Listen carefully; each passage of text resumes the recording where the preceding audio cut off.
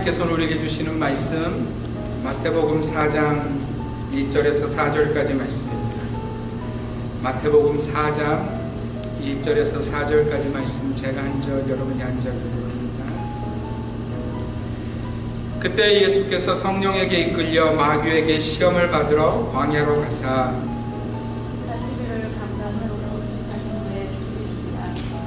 시험하는 자가 예수께 나와서 이르되 내가 만일 하나님의 아들이여든 명하여 이 돌들로 떡덩이가 되게 하라.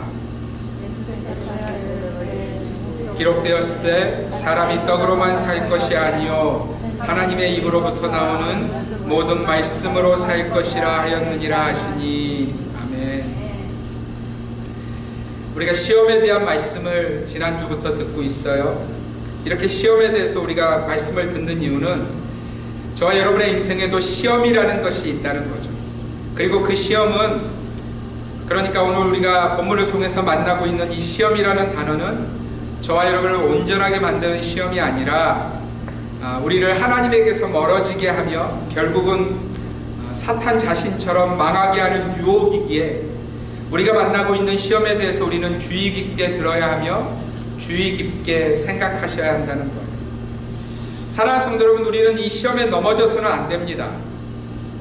이 사탄의 시험을 너무나 자연스럽게 받아들이는 것을 여러분 경계하셔야 돼요. 왜냐하면 우리가 지난주에 들었던 것처럼 우리를 시험하는 자의 결말, 또 그 시험하는 자를 따르는 자의 결말을 우리는 성경을 통해서 들었기 때문이에요.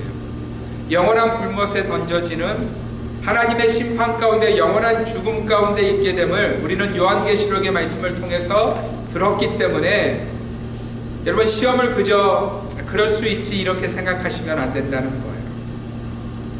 여러분, 사탄의 시험에는요 저와 여러분의 인생을 망가뜨리려는, 망하게 하려는 악랄한 의도가 담겨져 있다는 겁니다. 그래서 여러분, 넘어질 수 있지 뭐, 인생이 맨날 온전하겠어, 완전하겠어? 인생의 시간을 지나가다 보면 인생인지라 사람인지라 넘어지고 쓰러지는 거지 뭐라고 여러분 그냥 그렇게 쉽게 지나가서는 안 되신다는 거예요. 여러분, 사탄의 시험은요 우리를 완전히 망하게 하려는 의도가 담겨져 있다는 것을 기억하셔야 돼요. 그럼에도 불구하고 저와 여러분이 시험을 만날 때마다 시험에 대처하는 자세를 보면 우리는 어떤 때 우리 인생을 보면 너무나 당연하게 시험을, 그리고 시험에 넘어진 것을 생각할 때가 있다는 거예요. 여러분, 만약에 그렇게 해도 괜찮은 것이라면, 우리가 시험 앞에서 그렇게 매번 넘어져도 괜찮은 것이었다면 여러분, 예수님은 이렇게 치열하게 사단의 시험 앞에서 싸우지 않으셨을 거예요. 사랑하는 성도 여러분, 오늘 예수님이 만나신 시험은요 하나님의 아들로서의 시험만이 아니라 우리를 대표하고 있는, 그러니까 인간의 몸을 입고 인간인 우리를 대표해서 만나고 있는 시험이시라는 것을 기억하셔야 됩니다. 그러면 여러분, 오늘 우리가 본문에서 만나고 있는 시험은 바로 여러분이 이 땅을 지나가는 동안 만나고 있는 시험과 같은 단어라는 것을 기억하실 필요가 있어요. 여러분, 지난 한 주간 우리의 삶에도 그러한 사탄의 시험이 있었다는 것을 기억하고 계세요? 여러분, 한번 지난 한 주간을 이렇게 돌아보시기를 바랍니다. 여러분이 한 주간을 사셨어요? 그냥 무슨 관에 누워서 한 주간을 보낸 것이 아니고 우리가 살았잖아요. 그죠? 그 한 주간 그 만났던 수많은 일들 속에 사탄은 그냥 우리를 내버려 둔 것이 아니라 예수님을 시험했던 이 악랄한 의도를 가진 시험을 가지고 우리 인생을 시험했었다는 거예요. 여러분, 우리가요 하나님의 영원한 집에 이미 도착해 있는 것이 아니라는 것을 기억하셔야 돼요. 그죠? 이 세상을 지나가는 동안 우리에게 있어서 사탄의 시험은 예수님에게 있으셨던 것처럼 우리가 이 땅을 지나가는 동안은 계속해서 있을 것이고 있어왔고 있다는 것을 여러분 항상 기억하셔야 돼요. 그래서 여러분, 우리가 예수님에게 접근했던 이 사탄의 접근 방식을 주목할 필요가 있습니다. 첫째로 예수님에게 사탄은 이렇게 다가갑니다. 우리 3절을 다시 한번 읽겠습니다. 시작. 시험하는 자가 예수께 나와서 이르되 내가 만일 하나님의 아들이여든 명하여 이 돌들로 떡덩이가 되게 하라. 여러분, 예수님에게 다가간 사탄은요, 예수님을 향해서 두 가지 질문을 던집니다. 첫 번째 질문이 무엇이었냐면, 네가 만일 하나님의 아들이라면 이라는 질문을 던져요. 그리고 또 하나의 질문은 뭐였냐면, 이 돌들로 떡덩이가 되게 하라 라는 질문을 주님 앞에 던집니다. 여러분, 이 사탄의 질문 속에서 우리가 기억해야 될 전제가 있어요. 여러분, 이 사탄의 말은요, 우리를 살리는 것이 아니라는 거예요. 무슨 예수님을 사탄이 예수님을 막 이렇게 위해서 지금 막 40일 동안 굶주려서 바로 죽기 전이라서 이 돌들로 떡이라도 좀 만들어서 좀 몸을 이렇게 보호해야 돼. 여러분, 이렇게 사탄이 접근하고 있는 것이 아니라는 것을 여러분 기억하셔야 돼요. 여러분, 우리가 종종 이렇게 오해하며 삽니다. 세상이 들려주는 소리들 앞에, 또 우리 주위에 우리를 위한다는 사람들의 그 소리들 앞에 그것이 마치 나를 위하는 것처럼 착각해서 덥석덥석 그 일들을 받는 어리석은 모습을 보일 때가 있다는 거예요. 여러분, 이 부분은 우리가 조금 이따 좀 더 자세히 보았으면 좋겠는데요. 일단 여러분, 사탄이 주님에게 던지는 질문과 요구들에는요, 현실의 깊은 뿌리를 두고 있다는 것을 여러분들이 주목하실 필요가 있어요. 사탄이 주님 앞에 던져진 그 시험의 중심에는요, 현실이라는 이슈가 있다는 것을 기억하셔야 돼요. 그러므로 여러분, 저와 여러분의 삶에도 던지는 사탄의 시험은요, 우리의 현실을 통해서 주어진다는 것을 기억하실 필요가 있어요. 여러분, 그러면 우리는 사탄이 말하고 있는 예수님의 현실을 확인할 필요가 있습니다. 여러분, 지금 예수님이 어디 계세요? 어디 계세요, 예수님이? 네. 예수님이 지금 어떤 모습으로 계시죠? 여러분, 이 질문을 던져볼 필요가 있어요. 사탄이 시험하고 있는 예수님의 그 현 상황이 어떤지, 현실이 어떤지를 우리가 한번 생각해 볼 필요가 있어요. 여러분, 예수님은 지금 광야 가운데 계십니다. 여러분, 예수님이 계신 곳은 무슨 그분 스스로가 왕됨을 증명할 수 있는 그런 장소가 아니었어요. 그리고 지금 무려 40일 동안이나 굶주리신 모습으로, 그야말로 몰골이 피폐할 대로 피폐해진 모습이 바로 우리 주님의 모습이었다는 거예요. 이런 의미인 거죠. 네가 정말 하나님의 아들이야? 네 현실을 좀 봐. 네가 스스로 하나님의 아들이라고 증거할 만한 현실을 가지고 있어? 지금 사탄이 이렇게 확인시켜주고 있는 질문이었어요. 여러분, 만약에요, 예수님이, 잘 들으세요, 현실로 자기 자신을 인식하셨다면, 그러니까 예수님이 현실에 어떤 위치에 있는지, 또 현실에서 얼마나 많은 권력과 능력을 가지셨는지, 혹은 현실에서 얼마나 많은 사람들의 추앙을 받고 있는지로 자신을 인식하셨다면 그야말로 사탄의 말은 진리 중에 진리일 것입니다. 그럼에도 불구하고 사탄이 바로 이 현실이라는 무기를 예수님에게조차 사용하고 있는 이유는요, 이 세상을 살아가는 저와 여러분들에게 이 현실이라는 무기가 그야말로 강력한 무기라는 거예요. 여러분, 한번 상상해 보시겠어요? 우리가 예수님처럼 그 자리에 있다면, 저와 여러분이 예수님처럼 그 광야 한가운데 40일을 굶주린 상태로, 물도 마시지 못한 상태로 있는 거예요. 그야말로 피폐해질 대로 피폐해진 몰골을 가지고 사탄 앞에 서 있는 겁니다. 조금 더 쉽게 말씀드릴까요? 내가 무슨 왕궁 한가운데 있기를 기대하는 거 아니에요.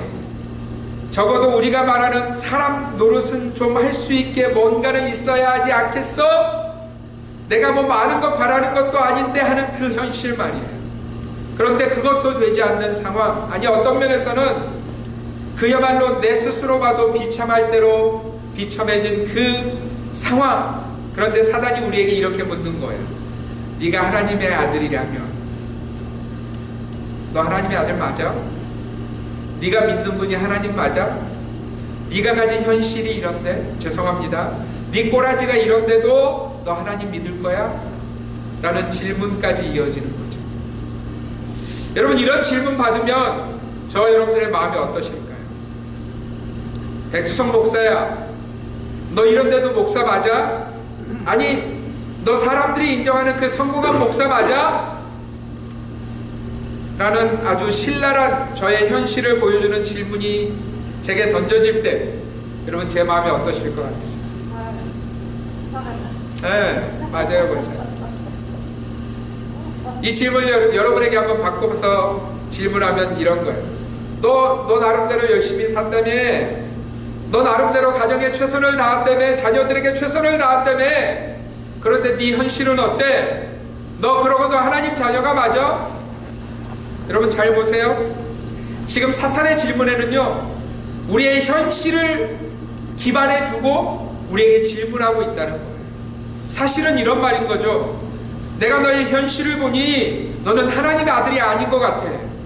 네가 보여주는 현실을 보니 나는 너의 하나님됨을 조금 더 인정할 수 없어 라고 예수님에게 던져졌던 그 질문을 저와 여러분들에게 하고 있는 거예요.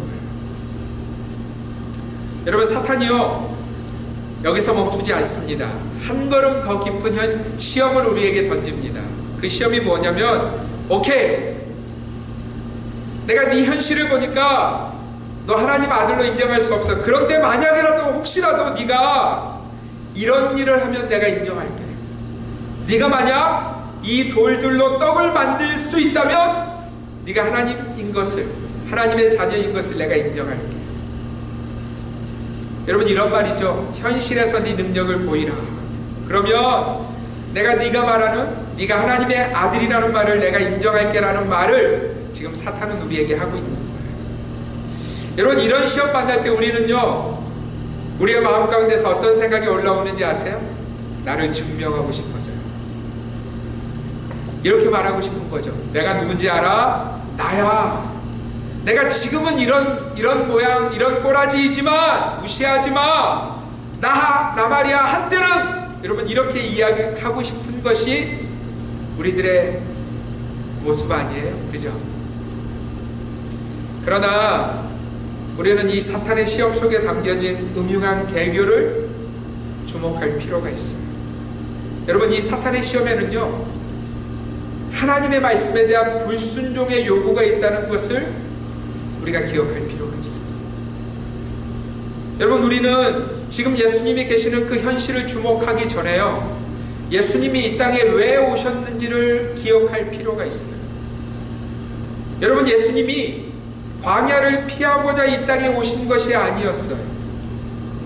여러분, 만약에 예수님이 광야를 피하고자 이 땅에 오셨다면 그분은 예수님의 인생의 첫 장면은 절대로 마구간이, 부유한이 아니었어야 돼요. 그죠? 오히려 사탄이 요구하는 현실을 맞추려면 예수님은 예루살렘의 궁궐 한가운데 사람들의 모든 주목을 받는 그 장소가 예수님의 삶의 시작이었어야 돼요. 그러나 우리가 알듯이 예수님은요, 비천한 목수의 가정에 오셨어요. 그것도 아내와 태어나는 아들을 위해서 그 방 하나 준비하지 못하는 그 비참한 가정에 주님이 오셨어요. 그러므로 일단은 우리가 이런 결론을 가지고 시작할 필요가 있어요. 예수님이 이 땅에 오신 목적은 우리의 현실의 문제를 해결하기 위함이 아니다. 여러분, 이 전제를 가지고 우리 인생을 시작할 필요가 있어요. 우리의 신앙을 시작할 필요가 있어요. 왜 그렇게 하셨느냐? 여러분, 예수님에게는요, 우리의 현실보다 더 시급한 문제가 있으셨다는 거예요.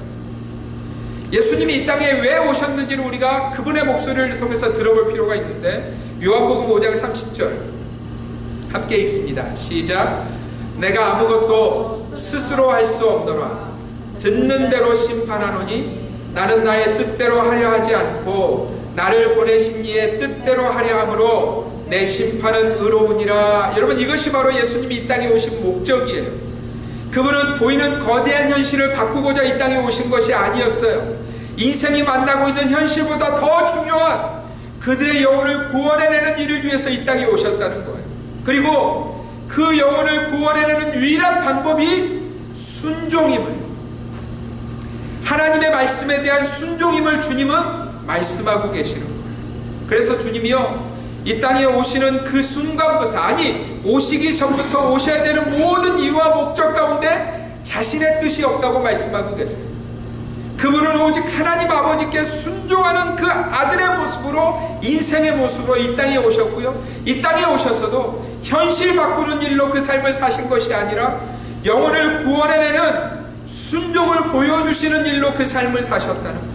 아니, 순종을 보여주는 일로 죽으셨다는 거예요. 사랑하는 성도 여러분, 사탄이 마치 예수님을 도우는 척하면서 요구한 것이 예수님의 불순종이었어요. 심지어 현실의 무게를 예수님의 어깨에, 우리의 어깨 위에 얹으면서 네가 그렇게 불순종하면, 아니 조금 더 정확하게 말씀드리면 네가 하나님 말씀에 순종하는 것을 포기하고 사단인 내 말에 순종하면 내가 너의 하나님의 아들됨을 인정할게라는 그 시험을 사탄은 예수님에게, 우리에게 던지고 있는 거예요.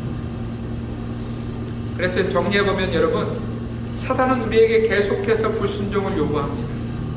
그러면서 네 자신을 증명하라고 시험해요. 여러분, 이것만큼 달콤한 유혹이 없어요. 사실 우리는 이 시험에 속아서 지금까지도 헤매고 있는 거 아닙니까? 네 자신을 증명해. 네가 어떤 사람인지를 증명해. 네가 얼마나 대단한 사람인지를 증명해. 여러분, 이 사탄의 시험이요, 나이가 든다고 몸에 힘이 좀 빠진다고 사라지지 않는다는 것을 아세요? 그 삶의 목적이 온통 자기 자신이니 자기를 증명하는 데 있으니 여러분, 나이가 들어서도요, 사람들은 어리석게 자기 자신 증명하는 일로 인생을 허비한다는 거예요. 여러분, 사탄이요, 나이가 들었다고 여러분을 포기하지 않습니다. 사탄은 인생이 죽는 그 순간까지 그 인생을 놓치지 않으려 한다는 것을 우리는 잊지 말아야 돼요. 제가 아까 말씀드렸던 우리 권사님 그 친지 가운데 한 분, 평생을 알코올릭으로 사셨어요. 예수 없이 그 인생을 살았어요. 그저 인생에 주어지는 쾌락만을 쫓다가 사셨어요. 그리고 어느 날 갑자기 길을 걷다가 사망한 거예요. 여러분, 누가 승리했다고 보이세요?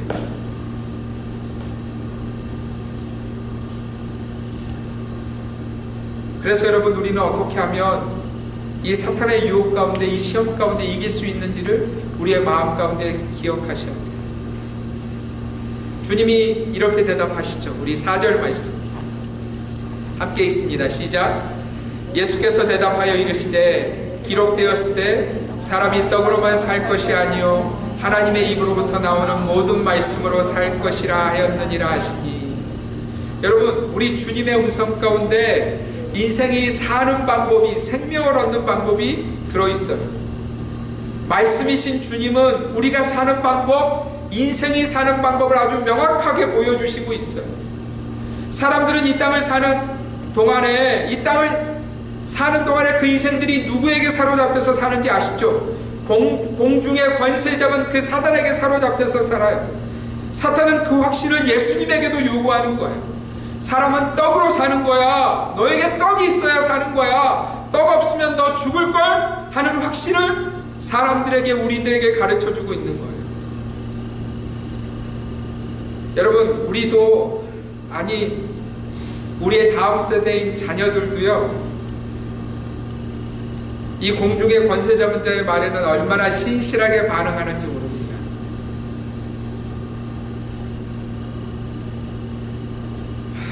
우리 자녀들이 다른 얘기는 잘 안 듣는데 이런 얘기는 정말 머리를 막 이렇게 흔들면서 듣습니다. 야, 돈 있어야 돼.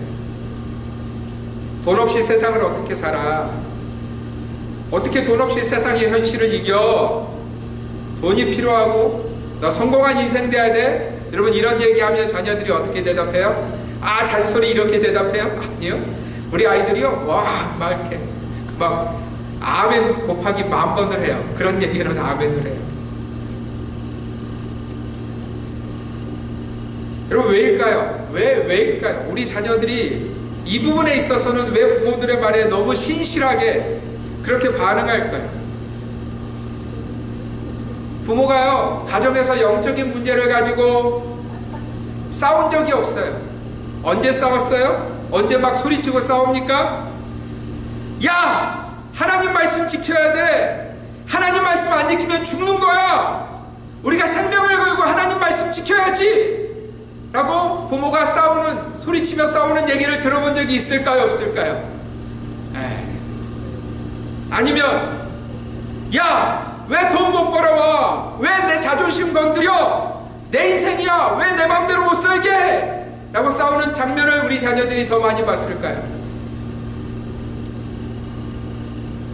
여러분, 그래서 어쩌면 제가 이 말씀을 준비하다 떠오른 생각인데, 이 시대의 사탄은 그냥 룰루랄라 놀고 먹는 것이 아닐까 하는 생각이 들어요.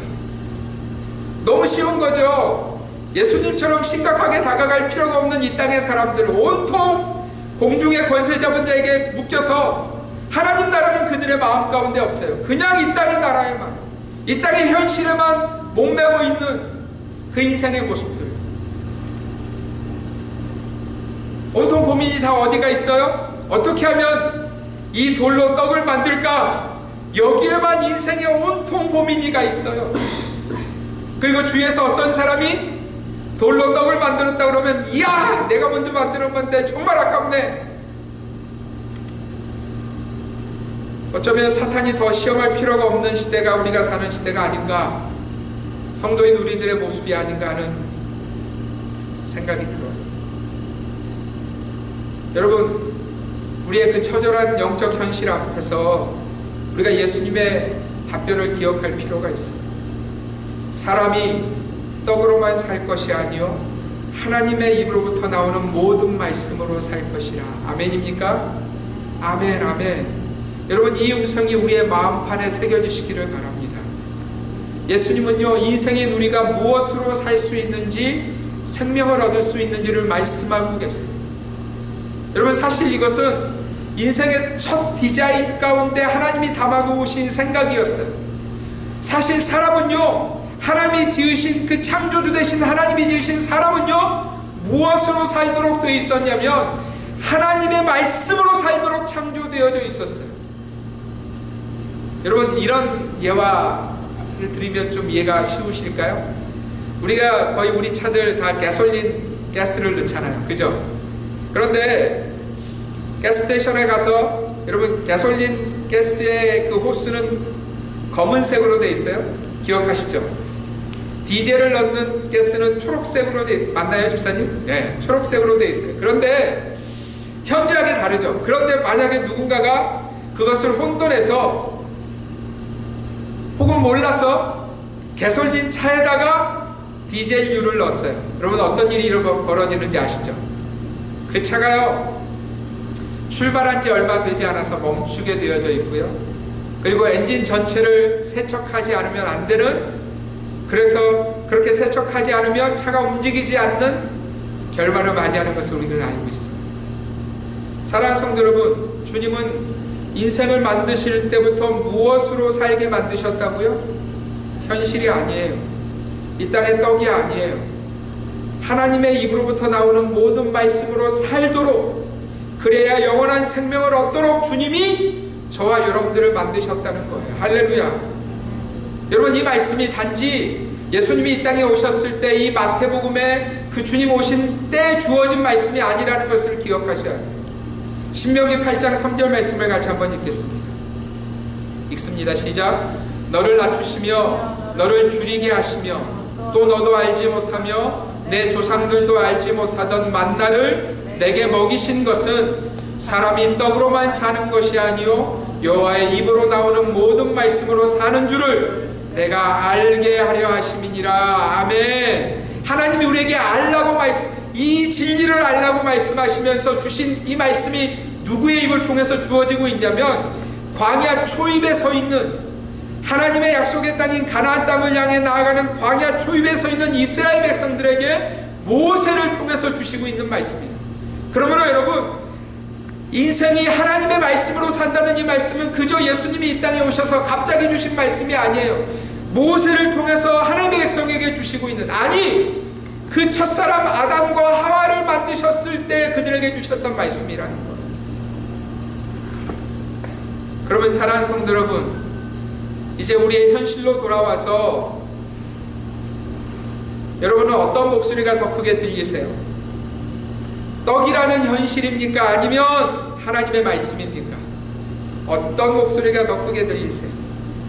다시 한번 저에게도 똑같은 질문을 던져봅니다. 내 삶에서 내가 두려워하는 것이 떡의 부재인가, 아니면 하나님의 부재, 하나님의 말씀의 부재인가? 사탄이 여전히 내 인생에서 이 유혹의 시험을 던지고 있는데, 나를 완전히 망가뜨리려는 이 시험을 던지고 있는데, 나는 그 순간에 예수님처럼 대답하고 있는가? 사람은 떡으로 사는 것이 아니야, 하나님의 입으로부터 나오는 모든 말씀으로 사는 거야 라고 나는 선포하고 있는가? 사랑하는 성도 여러분, 우리 주님이요, 심지어 십자가라는 시험 앞에서도 이 말씀을 따라가셨음을 기억하시기를 바랍니다. 물론 현실에 다가올 죽음임을 주님이 모르지 않으셨어요. 그러나 참으로 사는 길이 육체의 생명을 위해서 하나님 아버지를 부인하는 자리가 아니라, 참으로 사는 길이 하나님의 말씀과 뜻대로 십자가 위에서 죽는 것임을 아셨기에 주님은 그 순종함으로 십자가에 달리셔서 죽으신 거예요. 그리고 주님은요, 십자가에서 죽으셨지만 다시 살아나셨습니다. 할렐루야. 단순히 살아나신 것으로 끝나신 것이 아니고요, 하나님이 예비하신 모든 영광을 그분이 받으셨어요.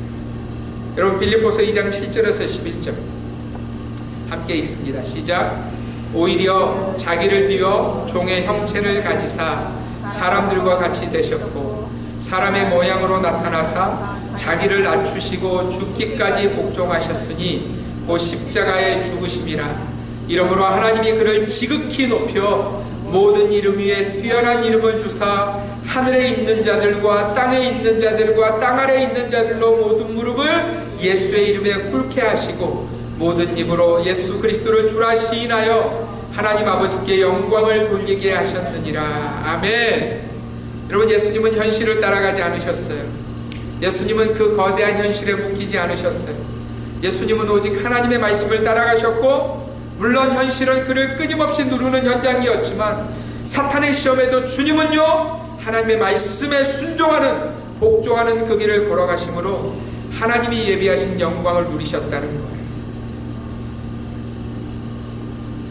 사랑하는 성도 여러분, 말씀을 따라가신 주님께 무엇이 주어졌는지 기억하세요.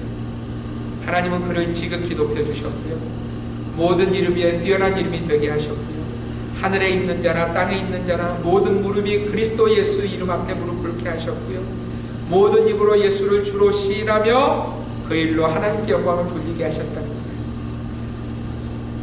여러분, 이 일이 어떻게 일어났어요? 하나님 말씀에 전적인 순종을 드립니다. 여러분, 예수님이 돌로 떡을 만드실 수 있는 분이셨어요? 없는 분이셨어요? 충분히. 왜냐하면 여러분, 말씀이신 예수님이요, 하나님과 함께 흙으로 사람을 만드신 분이셨어요. 그죠? 그러니 여러분, 돌로 떡 만드는 것 정도는 이건 그냥도 할 수 있는 일이었어요. 그런데 예수님은요, 사탄의 유혹에 요동치 않고 여전히 하나님 말씀으로 사탄의 유혹을 대응하며 그 사탄의 달콤한 유혹에 넘어지지 않으셨어요. 그리고 주님은 오직 하나님께만 영광을 드립니다. 사랑하는 성도 여러분, 오늘 이 말씀을 정리하면서 이런 생각이 들었어요. 우리 앞에 있는 현실이 작지 않잖아요. 그죠? 여러분이 만나고 있는 현실이 작지 않잖아요. 그래서 어떤 때는 돌이 떡이 되었으면 좋겠어요. 돌이 떡이 되었으면 좋겠어요. 그런 능력이 내게 있었으면 좋겠어요. 사단은 그 현실을 우리 앞에 들이밀죠. 근데 주님의 대답은 여러분 되게 황당한 거 아세요? 떡 만들어봐, 내가 너 하나님의 아들로 인정할게. 이 질문 앞에 주님이 뭐라고 대답하시냐면, 사람이 떡으로만 사는 것이 아니요 하나님의 입으로부터 나오는 모든 말씀으로 사는 거예요. 현실에 변화가 있어요, 없어요? 주님의 대답에 변화가 있어요, 없어요? 현실에 대한 답이 있어요, 없어요? 없어요. 내 가정에 문제들이 가득하잖아요. 그죠? 내 교회에 문제들이 가득하잖아요. 사단은 우리에게 야 그게 바뀌어야 되는 거 아니야? 그걸 바꾸기 위해서 네가 뭐라도 해야 되는 거 아니야? 이렇게 유혹해요. 여러분 그 순간에 주님의 대답은 되게 힘없이 느껴져요. 사람이 떡으로만 사는 것이 아니요 오직 하나님의 입으로부터 나오는 모든 말씀으로 사는 거래. 여러분 되게 힘없이 느껴지고요. 이 땅을 사는 우리에게는 되게 재미없어요. 그냥 그 순간에 쫙 하고 오병이의 능력을 행한 것처럼 그런 능력을 보여줬으면 좋겠어요. 그런데 주님은 그것으로 우리가 산다고 말씀하고 있지 않아요. 하나님 말씀에 순종할 때, 말씀을 내 안에 두고 그 말씀을 쫓아갈 때 산다고 말씀하고 있습니다. 사랑하는 주님의 교회 성도 여러분, 여러분을 덮는 거대한 현실 앞에서, 그리고 그 현실을 앞세워 우리를 무너뜨리려는 사단의 유혹 앞에서 우리도 우리 주님처럼 하나님 말씀 가운데 있기를 주님의 이름으로 부탁드립니다. 이번 한 주간 이 말씀을 끊임없이 되뇌었으면 좋겠습니다. 사람이 떡으로만 사는 것이 아니요 오직 하나님의 입으로부터 나오는 모든 말씀으로 살 것이라. 그렇게 사는 살림을 얻는 저와 여러분들이 되시기를 주님의 이름으로 축원드립니다.